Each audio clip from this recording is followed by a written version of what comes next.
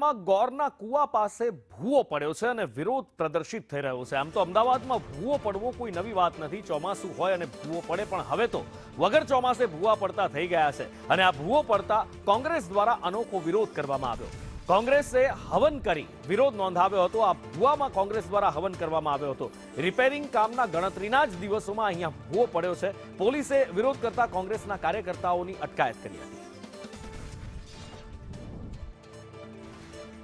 અમદાવાદ શહેરમાં વિકાસ એટલે અમદાવાદ એવું એક પર્યાયવાચી બની ગયું છે અમદાવાદ, પણ હજી લાગે છે કે અમદાવાદમાં ઘણું બધું ખૂટે છે, કારણ કે અમદાવાદમાં જ્યાં જુઓ ત્યાં ભૂવારા જ જોવા મળતું હોય છે। રસ્તા પર ભૂવા પડી જતા હોય છે, પણ એ ચોમાસામાં। પણ હવે તો મહાનગરપાલિકાનો આ એવો ચમત્કાર છે કે ક્યાંય પાણીનું એક ટીપું આકાશમાંથી નથી પડતું, પણ એમ છતાં પણ રસ્તા પર ભૂવા પડી જાય છે।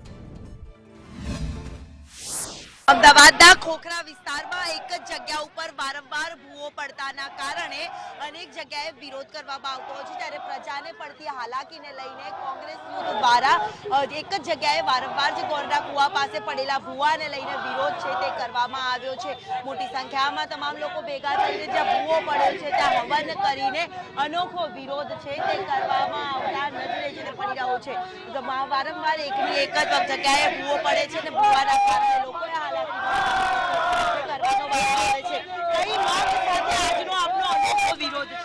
ખોખરા વોર્ડ છે। ખોખરા વોર્ડ ની અંદર ગોપાલ પકોડી ચોક ની અંદર આ જે ખાડો છે 10મી વાર રિપેર થયો છે અને 2 દિવસની અંદર ખાડો પડી જાય છે, એટલે આ ચોક નું નામ અમે હવે ભૂવા ચોક રાખ્યું છે। અમારી કોર્પોરેશનને વારે ઘડીએ અમારી રજૂઆત હોય છે।